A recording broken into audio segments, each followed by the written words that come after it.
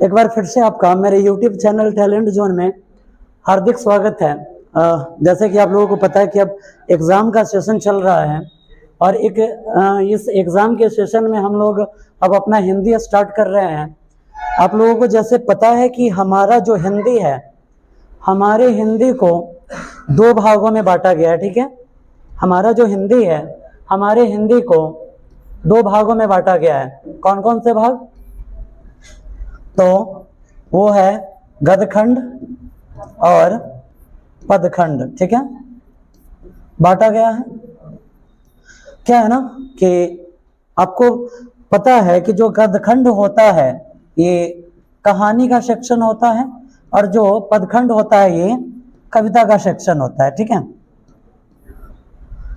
अभी जो हम लेकर आप लोगों को चलने वाले हैं वो हमारा काव्यखंड यानी कि पदखंड है। हम लोग पदखंड को ही काव्यखंड भी कहते हैं। ठीक है,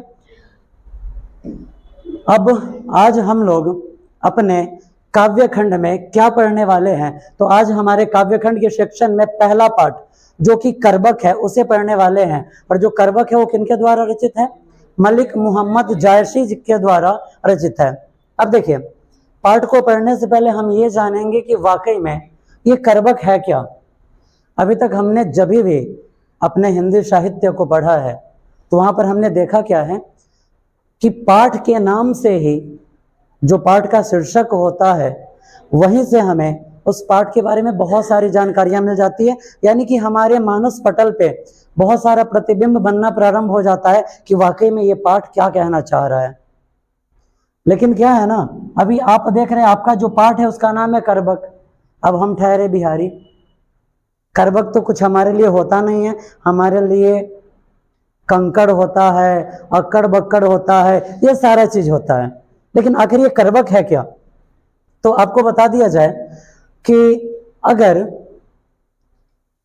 कविताओं की रचना की बात करते हैं तो वहां पे मलिक मोहम्मद जायसी का एक बहुत ही बड़ा योगदान रहा है। ठीक है, काव्य रचना के क्षेत्र में। और मैं जब ऑफलाइन क्लास हमारी चलती है तो मैं हमेशा एक बात कहता हूं आपको कि अगर चेहरा बढ़िया ना हो ना तो बातें बढ़िया कर लेनी चाहिए।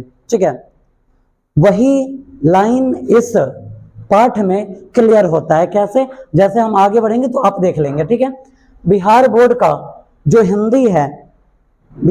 जो हिंदी है और जहां से क्वेश्चन पूछा जाता है उसी बुक को हम लोग फॉलो कर रहे हैं। उसके बाद हमारा जो क्लास होने वाला है आर्ट्स, साइंस, कॉमर्स सभी बच्चों के लिए होने वाला है। और हम फिलहाल अपने माइंड में 2026 का एग्जाम है उसको टारगेट करके चल रहे हैं। ठीक है, हिंदी का हम काव्यखंड स्टार्ट कर रहे हैं जिसमें पहला पार्ट है करबक। और इस करबक में आज हम पढ़ने वाले क्या है? तो आज हम पढ़ने वाले हैं लेखक परिचय, जो हमारा आज पार्ट 1 के रूप में होने वाला है।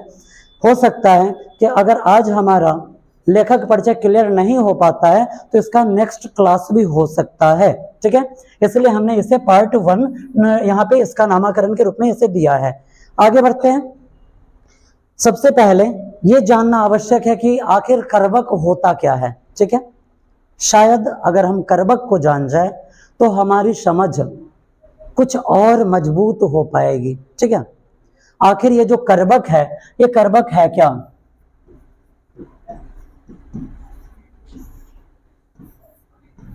ठीक है, ये करबक है क्या? तो जब किसी काव्य रचना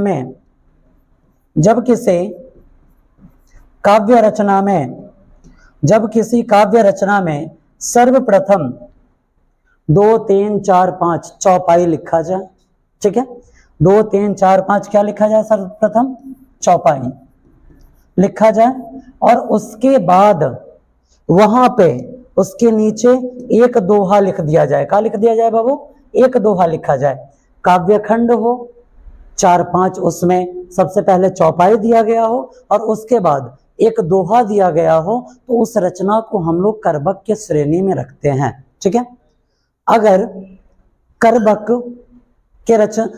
हम करबक के रचना के बारे में जाने और उस रचनाकार के बारे में जाने तो मूलतः करबक के रचनाकार के रूप में हम लोग मलिक मोहम्मद जायसी को ही जानते हैं, क्योंकि करबक उन्हीं की रचना मिलती है। अगर आप कभी समय आपको मिले तो आप गूगल पर सर्च करेंगे कि करबक क्या है, तो वहां पे जो सर्वप्रथम नाम आता है वो महान कवि मलिक मोहम्मद जायसी जी का ही आता है। ठीक है, आगे बढ़ते हैं। अब हम बढ़ते हैं अपने क्लास की तरफ। ये जो आपके सामने पेज है ये कहीं दूसरे जगह से नहीं उठाया गया है, ये आपके हिंदी के बुक से ही उठाया गया है। वैसे मैं एक बार मैच करवा दूं ताकि आपको अगर पढ़ना हो तो कहीं से आपको परेशानी ना हो ढूंढ पाने में। आप अपने बुक के, हम जो अभी बुक आपको पढ़ा रहे हैं यही आपका दिगंत है।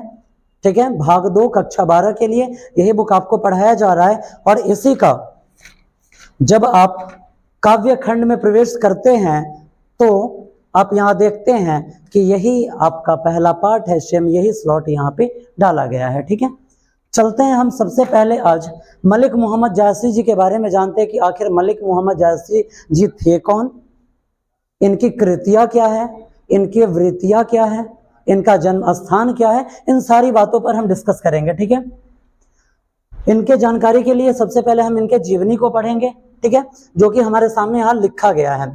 ये जो राइटर है किस चीज के राइटर है, तो ये करबक के राइटर है, जो कि हमारे 12th के बुक में हिंदी में दिगंत भाग 2 में पढ़ना है।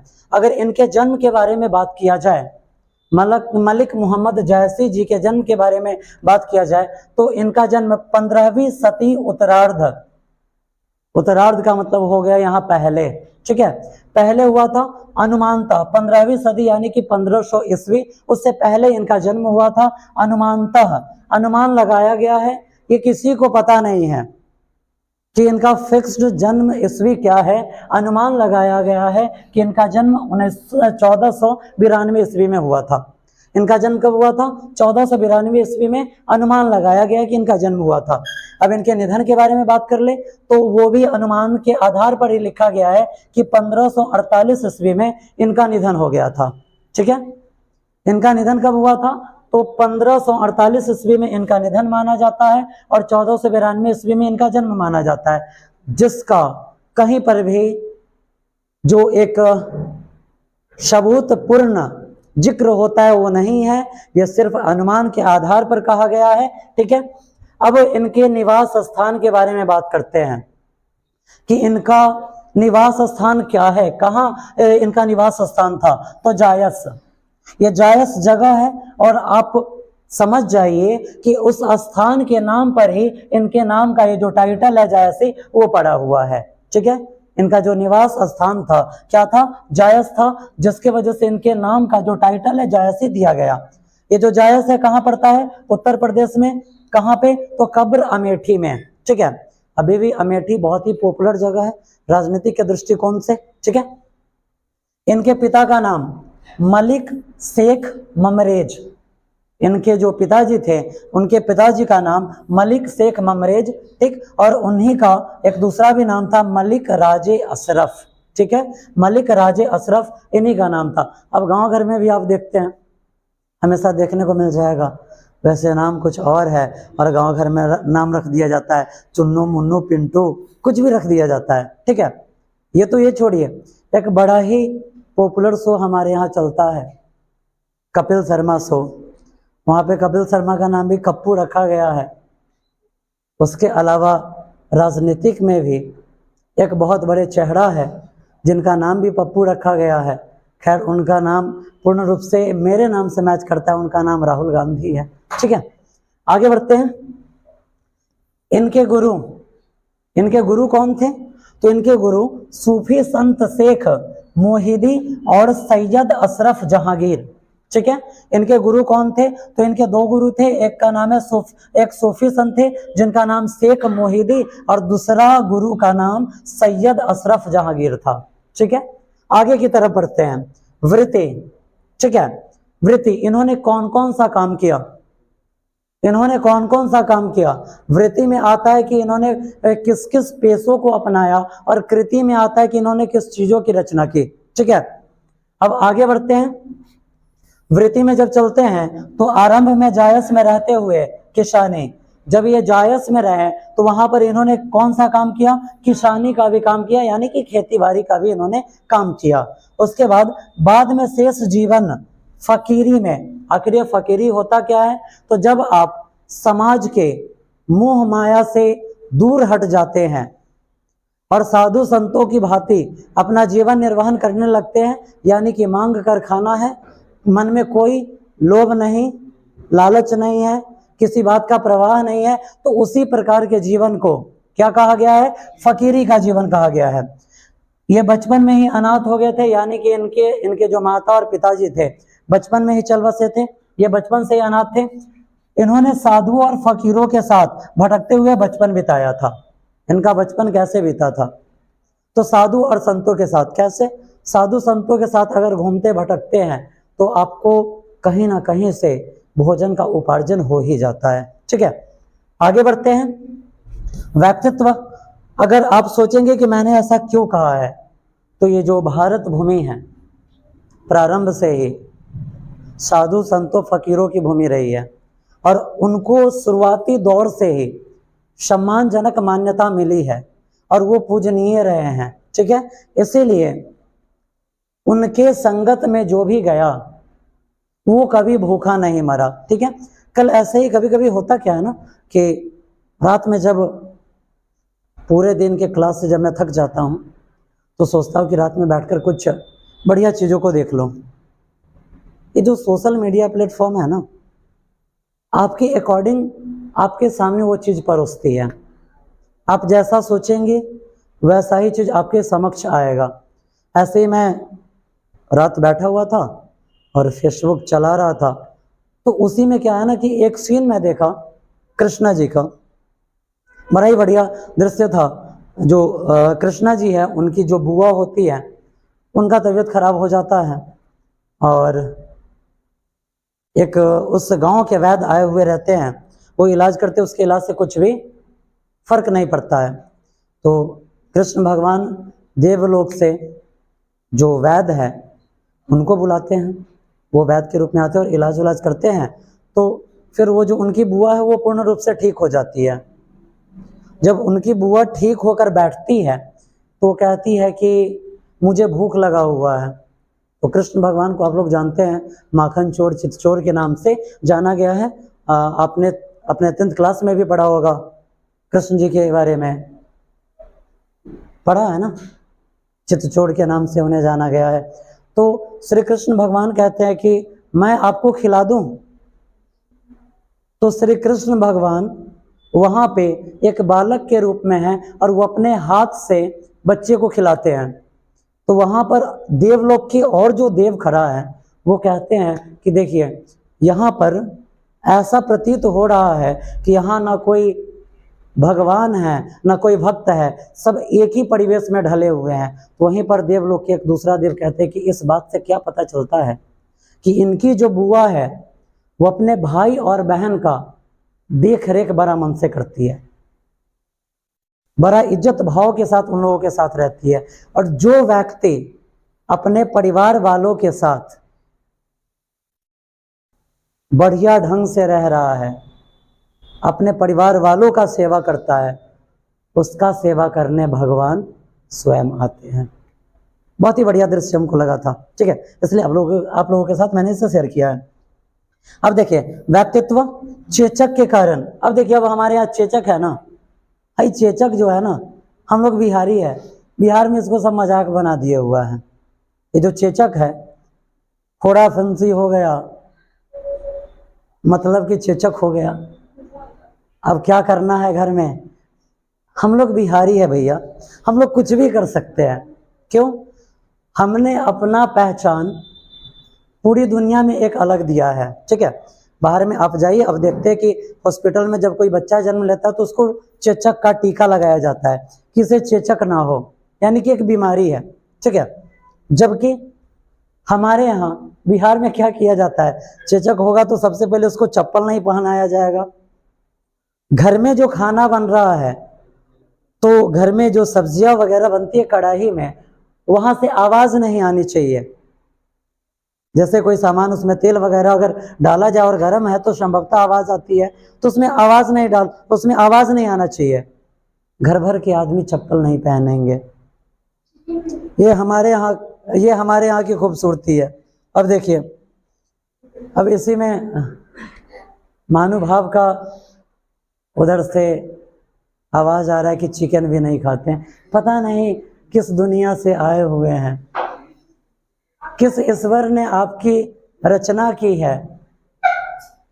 अगर मुझे कोई ईश्वर मिले तो मैं उनसे पूछूं, ठीक है। तो क्या है ना, उसके बाद नीम का एक पेड़ होता है, वाकई में नीम का पेड़ फायदेमंद होता है औषधीय दृष्टिकोण से, ठीक है। उसका पत्ती का हमारे यहाँ जो हाथ से मतलब चलाने वाला पंखा होता है, जिसे हम क्या कहते हैं, बेना कहते हैं, वो बनाकर उससे उसको हौंका जाता है। ये सारी चीजें आप लोग देखते हैं, ठीक है। चले आगे। देखिए इनका व्यक्तित्व क्या रहा है बाबू, व्यक्तित्व के बारे में बात करते हैं। चेचक के कारण रूपहीन तथा बाईं आंख और कान से वंचित, इनको चेचक हुआ और चेचक होने के कारण इनका जो पूरा रूप था, इनका रूप कुरूप हो गया, ठीक है। साथ ही इनका जो बाईं आंख है, इनका जो बायां आंख है वो खराब हो गया और इनका जो बायां कान था वो भी जवाब दे दिया, यानी कि बायां आंख बायां कान सारे चीज से वंचित हो गए, ठीक है। रूप भी इनका कुरूप हो गया। वैसे भी संभवतः जब किसी व्यक्ति के पास आंख ना हो तो देखने में थोड़ा सा उसका चेहरा कुरूप लगता ही है, ठीक है। आगे बढ़ते हैं। साथ ही साथ ये मृदुभाषी थे, ये मृदुभाषी थे, मनस्वी और स्वभावतः संत थे, स्वभाव से ये संत थे, ठीक है। और मृदुभाषी, जिसके बारे में कुछ देर पहले मैंने जिक्र किया था कि अगर चेहरा बढ़िया ना हो तो बातें बढ़िया कर लेनी चाहिए, ये बिल्कुल इन पर सटीक बैठता है, ठीक है। आगे बढ़ते हैं। अब इनके कृतियों के बारे में हम जानते हैं कि इन्होंने किस किस कृतियों की रचना की थी। इनकी कृतियां क्या क्या है, तो पद्मावत की इन्होंने रचना की, अखरावट की इन्होंने रचना की, आखड़ी कलाम का इन्होंने रचना किया, चित्ररेखा का रचना इन्होंने किया, उसके बाद कहरानामा का इन्होंने रचना किया, मसला या मसला नामा का इन्होंने रचना किया, ठीक है। अब इसमें आप देख लीजिए, ये जो कहरानामा है ये महरी बाईसी और मसला या मसला नामा है ये खंडित प्रति प्राप्त है, ठीक है। आगे बढ़ते हैं। इसके अतिरिक्त इन्होंने और किस चीज की रचना की थी, चंपावत की, होलीनामा की, इरावत की, ये सारी रचनाएं इनकी मिलती है। अब देखिए अगर आपको याद करना है, अगर आपको याद करना है तो आप ध्यान रखेंगे कि इनकी जो रचना है, इनकी रचनाओं के अंत में या तो आपको नामा मिलेगा या फिर क्या मिलेगा, आवट मिलेगा। क्या मिलेगा, आवट या नामा। अगर ऐसा आप रचना देखें तो आप 80% श्योर हो सकते हैं कि रचना किनकी है, मलिक मोहम्मद जायसी जी की है, ठीक है। अब साइंस में भी अपवाद है। हम लोग पढ़ते हैं ग्रेफाइट, उसमें कुछ धातु का भी गुण पाया जाता है, कुछ अधातु का भी पाया जाता है, ठीक है। अब आज सवेरे ऐसे ही साइंस में पढ़ा रहा था तो कुछ बच्चे थे, लेंस पढ़ा रहा था मैं। अब मैं बच्चों को लिखवाया हूँ, एक क्वेश्चन था कि लेंस के कितने प्रकार हैं, मैं लिखवा दिया हूँ कि लेंस के 3 प्रकार हैं। कौन कौन, अवतल लेंस, उत्तल लेंस, समतल लेंस, ठीक है। अब एक बच्चा उसमें कह रहे बताओ, अब क्या है ना कि आजकल के सारे बच्चे हैं ना, वो बच्चे नहीं हैं, वो बच्चे बाप हो चुके हैं, ठीक है। आजकल के बच्चे नहीं, वो बाप अब हो चुके हैं बातों के मामले में, ठीक है। अब जरा आप ही सोचिए कि क्या 10th क्लास का कोई बच्चा है और उसे अवतल, उत्तल और समतल याद नहीं होगा, बिल्कुल याद हो जाएगा। लेकिन जो यहाँ से बदमाशियाँ निकलती है उसका कोई इलाज नहीं है। मुझे कह रहा है कि सर कुछ ऐसा एग्जाम्पल दीजिए ना कि देखकर याद हो जाए। मैं बोला कि बिल्कुल मैं दे सकता हूँ। वो टीचर ही क्या जो रंग बिरंग का एग्जाम्पल ना दे पाए, और वो टीचर ही क्या जो क्लासरूम में बच्चों को 4-5 बार ना हंसाए 1 घंटा में, ठीक है। मैं ऐसे ही पढ़ाते पढ़ाते उसको बोला हूँ कि हई देखो, हई है उत्तल लेंस, ठीक है। बोला कि इसको कैसे याद करें, मैं बोला हूँ कि हई ठीक सरकारी स्कूल के मास्टर साहब है, कैसे, हई पातर, पैर पातर, 2-4-5 साल नौकरी करने के बाद पेटवा उन लोगों का निकल जाता है, यानी कि बीच में मोटा, ऊपर पतला, नीचे पतला। ठीक है, क्या हो गया? उत्तर लेंस हो गया। ठीक है, क्या हो गया? ये उत्तर लेंस हो गया। क्या एग्जाम्पल सही था? हाँ, एग्जाम्पल सही था। अब बच्चे कह रहे हैं कि सर हई तो हुआ उत्तर लेंस, अब तलवा को कैसे समझाइएगा? मैं बोल रहा हूं कि देखो, अवतल समझाने का 2 तरीका है। एक तो हई होता है अवतल लेंस, होता है ना, हो कि ऊपर मोट, नीचे मोट, बीच में पातर। अवतल लेंस याद करना है, हिंदी सिनेमा में चले जाओ, याद कर लो आलिया भट्ट। ठीक है, ऑफर आलिया भट्ट, ऑफर अवतल लेंस, याद हो जाएगा। अगर उससे भी दिक्कत होगा ना तो थोड़ा सा स्ट्रक्चर भी मैच कर लेना, ऐसा ही मिलेगा। उसके बाद अब बच्चों का क्वेश्चन है कि सर उत्तल तो हो गया, अवतल तो हो गया, अब समतलवा को कैसे समझाइएगा? अब वो लड़का, हम गुरु, उस पर हम भारी हैं। ठीक है, मैं बोला कि समतल यही होता है। समतल माने कि स्लिम फिट। हिंदी फिल्म में चले जाओ, जैकी श्रॉफ का बेटा टाइगर श्रॉफ, सफा स्लिम फिट बा। उसका जो नाम के पीछे का उसका सरनेम है उसको उठा लेना, श्रॉफ, टाइगर श्रॉफ, सफर श्रॉफ, आशा से समतल। कर बन याद हो गया, बात खत्म। बच्चे कह रहे कि जी सर अब याद हो जाएगा। और कुछ याद ना रहे, इस तीनों को याद रखेंगे, सरकारी स्कूल के मास्टर साहब को, आलिया भट्ट को, टाइगर श्रॉफ को, तीनों लेंस याद हो गया। स्ट्रक्चर वो अब ना भुलाएंगे, न तो पहले कंफ्यूज आ जाते कि कौन बीच में मोट होता है, कौन बीच में पातर होता है। ठीक है, चलते हैं आगे। ठीक है, आगे बढ़ते हैं। अब इनके जीवन से संबंधित कुछ अन्य तथ्यों को हम पढ़ेंगे। ठीक है, लोक जीवन में प्रचलित प्रेम कथाओं को आधार बनाकर छंदोबद्ध कथा काव्य लिखने की परिपाटी प्राकृत और अपभ्रंश साहित्य में ही रही है। देखिए, ये करबक के बारे में चर्चा किया गया है कि करबक आखिर निकलकर कहाँ से आता है, तो करबक छंद से निकलकर आता है। ठीक है, जिसमें आपको पहले 2-4-5 गो चौपाई पढ़ने को मिलेगा और उसके अंत में 1 दोहा आपको पढ़ने को मिल जाएगा। ठीक है, कहा जा रहा है कि इनकी जो रचनाएं होती है किन कथाओं पर आधारित होती है? प्रेम कथाओं पर।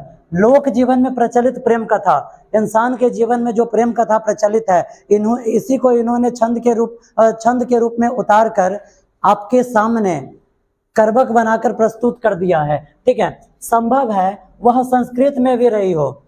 कहा जा रहा है कि अभी तो आप हिंदी में पढ़ रहे हैं और ये जो कलाकृतियां है यह संभवतः संस्कृत में भी हो सकती है। यह परिपाटी साधारण जनजीवन के प्रत्यक्ष अभिप्रेरण और संरक्षण में आगे उत्तरोत्तर बढ़ती हुई हिंदी के अव्याहत चलती चली आई। कहा जा रहा है कि यह परिपाटी साधारण जनजीवन के प्रत्यक्ष, ये बताइए साधारण जनजीवन होता क्या है? वैसा जीवन जिसमें अधिक महत्वाकांक्षाएं ना हो, यानी कि अधिक इच्छाएं ना हो, अधिक अभिलाषाएं ना हो, वैसे जीवन को कौन सा जीवन कहा जाता है?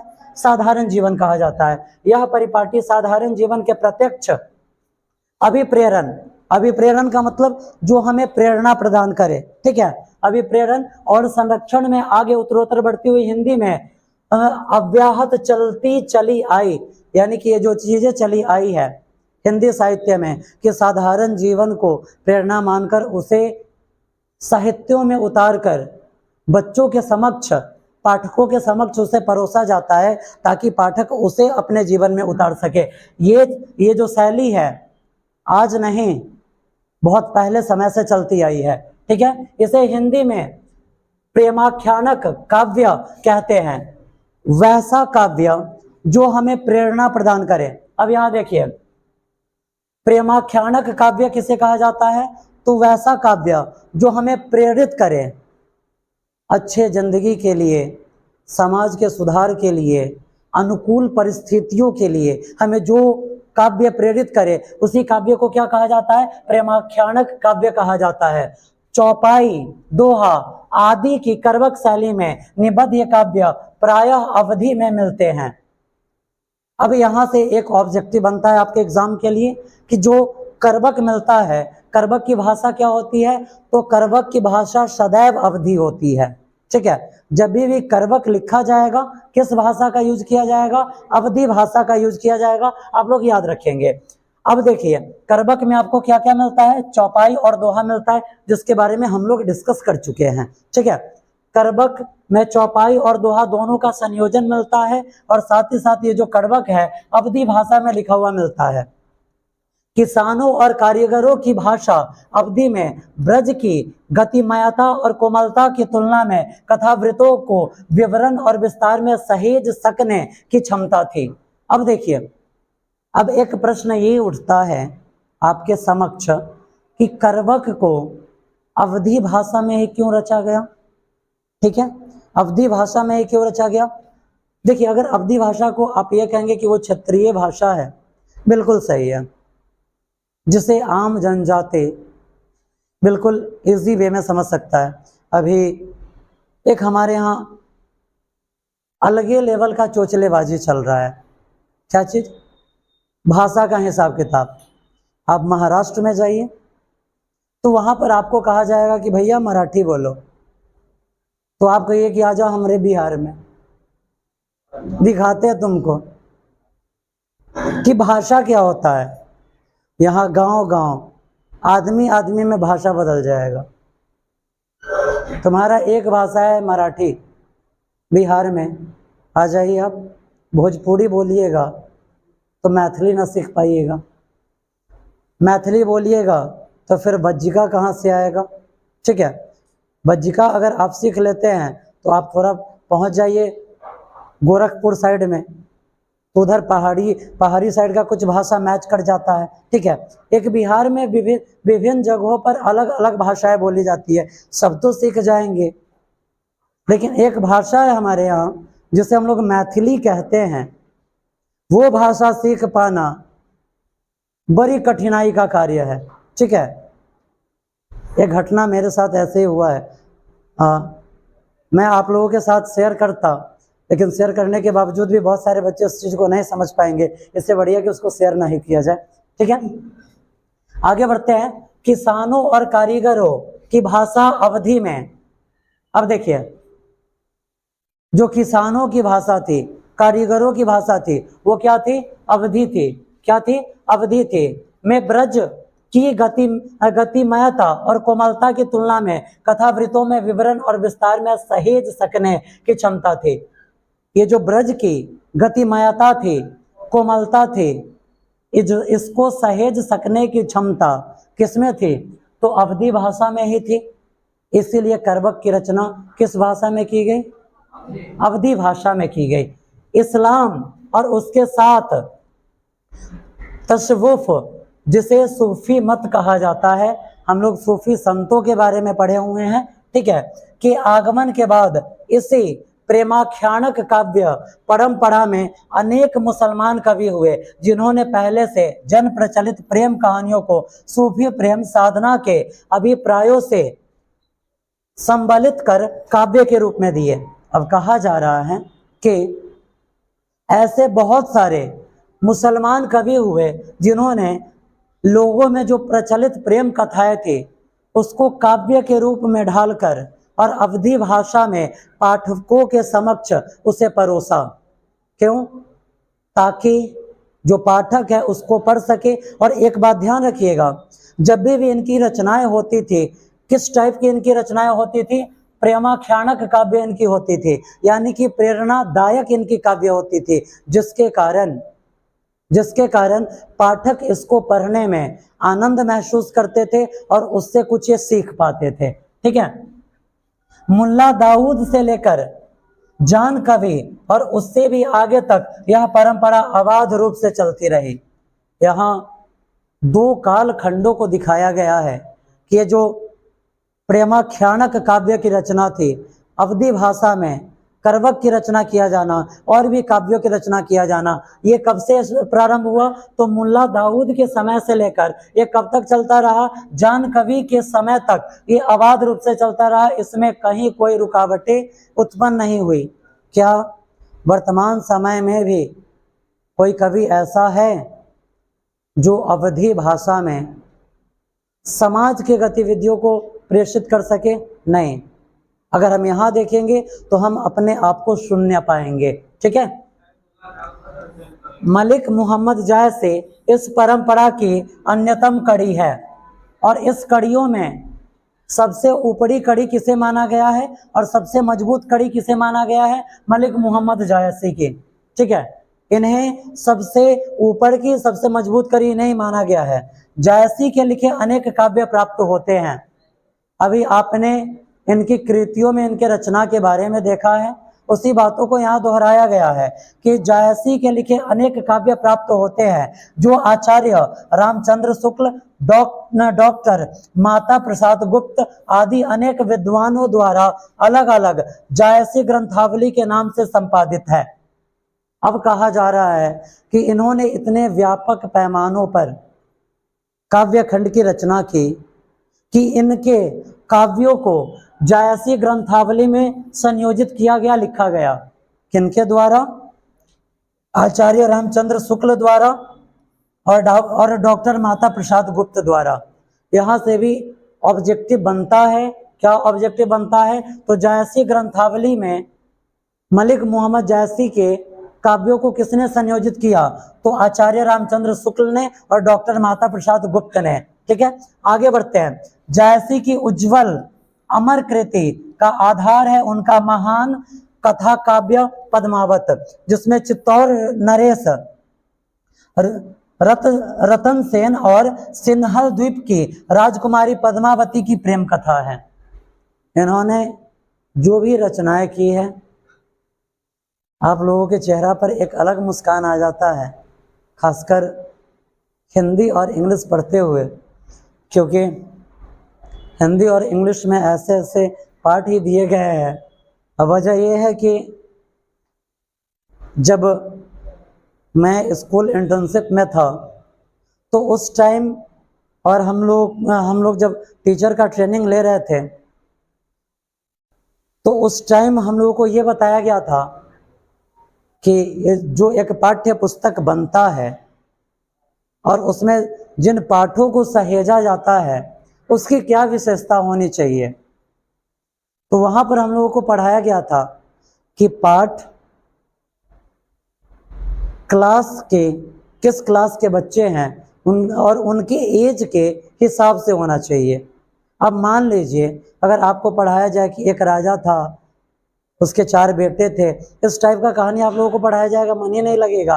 तो आपके एज के हिसाब से रचना भी आपको देखने को मिलता है, तो इसमें हंसने की कोई बात नहीं है। ठीक है, कुछ शब्द देखकर आपके चेहरे पर जो मुस्कान प्रस्फुटित होती है, कृपया इसे संजो कर रखें, आने वाले समय में काम देगा, और कृपया शांति बनाकर रखें। ठीक है, देखिए, जायसी की उज्जवल अमर कृति का आधार है उनका महान कथा काव्य।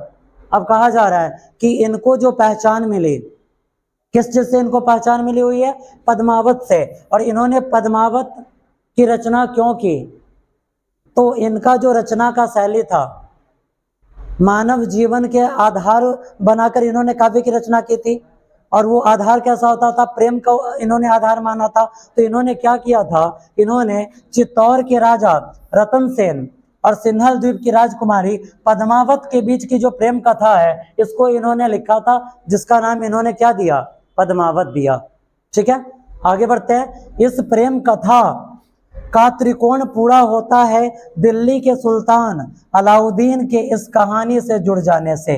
अब कहा जा रहा है कि इनका जो प्रेम था त्रिकोणमितीय समीकरण था। ठीक है, त्रिकोणमितीय समीकरण था। एक जो कहावत है कि देहाती में, एकदम ठेठ बिहारी में, कि हम मरली तोहरा पर आ तू मरले के वर पर, वही वाला यहाँ पर त्रिकोणमितीय समीकरण था। क्यों? क्योंकि यहाँ पर 3 गो पात्र है, ठीक है। इसमें 3 गो पात्र है, कौन कौन है तो यहाँ देख लीजिए। एक तो चित्तौड़ के राजा रतन सेन, दूसरा सिंहल द्वीप की राजकुमारी पद्मावती, और इसमें एगो तीसरा भी मुसलचंद है, ठीक है। कौन है तो दिल्ली के सुल्तान अलाउद्दीन के इन कहानी से जुड़ जाने से क्या होता है, इस प्रेम कथा का त्रिकोणमितीय समीकरण पूरा हो जाता है। अंततः ऐतिहासिक आधार वाली इस कहानी का विकास जनश्रुतियों एवं आगे स्वयं कवि की सृजनात्मक कल्पना द्वारा जुड़ा हुआ है।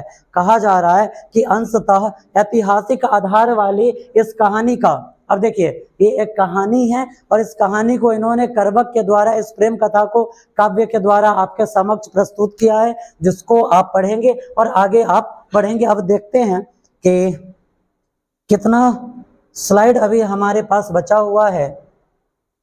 तो अभी 2 स्लाइड बचा हुआ है जिसे हम अपने नेक्स्ट क्लास में कवर कर लेंगे, ठीक है। मिलते हैं अब अपन फिर अपने नेक्स्ट क्लास में, तब तक के लिए टाटा बाय बाय, खत्म।